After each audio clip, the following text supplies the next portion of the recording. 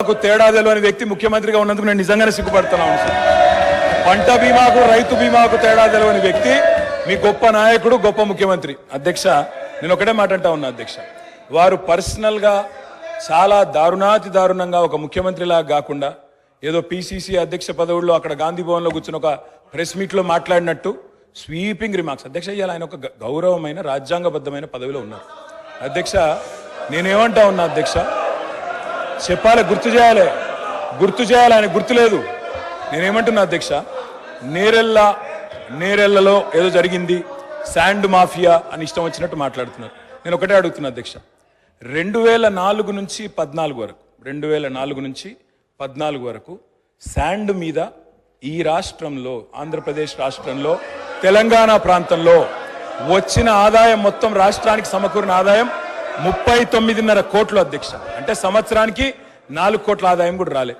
అదే 2014 నుంచి 2023 వరకు అధ్యక్ష, ఈ రాష్ట్రానికి శాండ్ మీద వచ్చిన ఆదాయం 5,000 కోట్ల పైచిలకు అధ్యక్ష.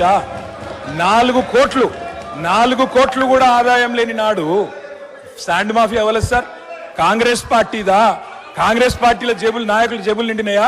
ఎవరి జేబులు నిండినాయండి? ఆనాడు శాండ్ ఆదాయం ఎక్కడ పోయింది అధ్యక్ష? ఇంకోటి, నేరెళ్లలో ఎవరో తొక్కిచ్చారు, ఎక్కిచ్చారు అధ్యక్ష. ఇదే పాత చింతకాయ పచ్చడి లాంటి మాటలు స్వయంగా ఈ రోజు కాదు అధ్యక్ష, వాళ్ళు ప్రతిపక్షంలో ఉన్నప్పుడు కూడా చెప్పినారు.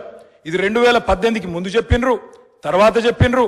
ఆయన చెప్పిన నేరెళ్లలో కూడా మా పార్టీకి అభ్యర్థిగా నాకే మెజారిటీ ఇచ్చి ప్రజలు మళ్ళొక్కసారి బ్రహ్మాండంగా గెలిపించి వాపసు పంపినారు అధ్యక్ష. ఒక మాట అధ్యక్ష, నేరెళ్లలో ఏదైనా తప్పు జరిగింటే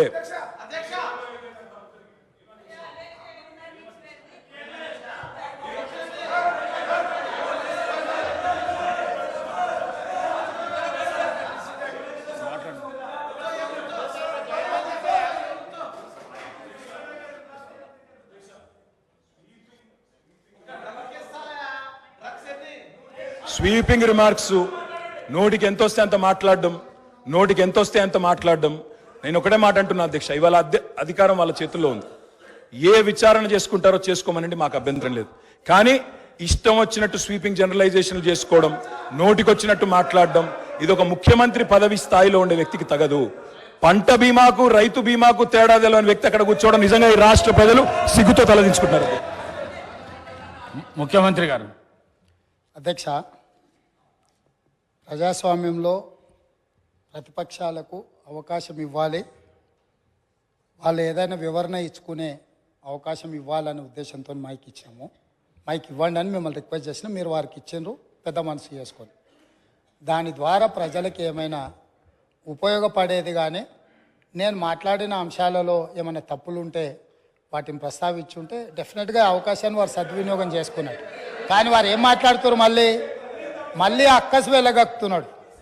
ఎందుకనంటే అక్కడేదో మేనేజ్మెంట్ కోటాలో నేను కూర్చుందాం అనుకుంటే ప్రజల నుంచి వచ్చిన ఆయన కూర్చున్నాడు కాబట్టి నేను చూసి ఓర్వలేకపోతున్నా అని కుళ్ళుగా అనిపిస్తుంది తప్ప దాంట్లో ఏమైనా ఉందా అధ్యక్ష? సరే, ఏదేమైనా అధ్యక్ష, ఈ గత ప్రభుత్వము ఎంత గొప్పలు చెప్పుకున్నా కొన్ని వాస్తవాలను ప్రజలు కూడా గమనిస్తున్నారు. మీ ద్వారా వాళ్ళు ఆ సమయంలో మరి గుర్తుందో లేదో ఇప్పుడు గుర్తు చేయదలుచుకున్న అధ్యక్ష, 10వ తరగతి ప్రశ్నాపత్రాలు వాట్సాప్లలో తిరుగుతూ 10వ తరగతి పరీక్షలే నిర్వహించలేని అసమర్థ ప్రభుత్వం ఆనాడు ఉండే.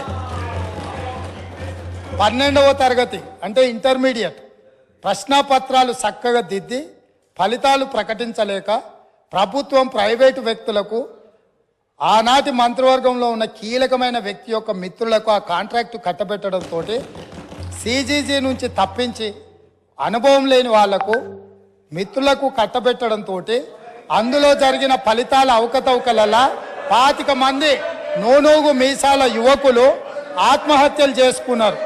ఈ చావులకు ఆనాటి ప్రభుత్వం కారణం కాదా? ఇవి ప్రభుత్వ హత్యలు కాదా? ఇది పక్కన పెడితే అధ్యక్ష, డెఫినెట్గా తొందర ఏం లేదు అన్నీ.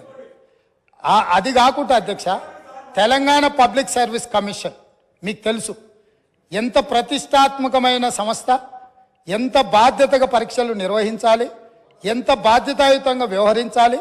ఈ వ్యవహారాలన్నిటిని పరీక్షలు నిర్వహించే తెలంగాణ పబ్లిక్ సర్వీస్ కమిషన్ నిర్వహించిన పరీక్షలు, ప్రశ్నాపత్రాలు చివరికి జిరాక్స్ సెంటర్లలో ఎక్కడ పడితే అక్కడ అగ్వకు సగ్వకు ఎట్లా పడితే అట్లా అమ్ముకునే పరిస్థితి వచ్చి ఇది మేం చెప్పింది కాదు. పంపకాలలో పంచాయతీ వచ్చి వాళ్ళే ఫిర్యాదులు చేసుకొని ఈ ప్రభుత్వం గొప్పగా మేం కనిపెట్టినామన్నారు. ఈ ప్రభుత్వం ఏమన్నది? ఇది ప్రతిపక్షాలు కనిపెట్టింది కాదు, ప్రతిపక్షాలు చెప్పింది కాదు, మేమే గుర్తించినాం.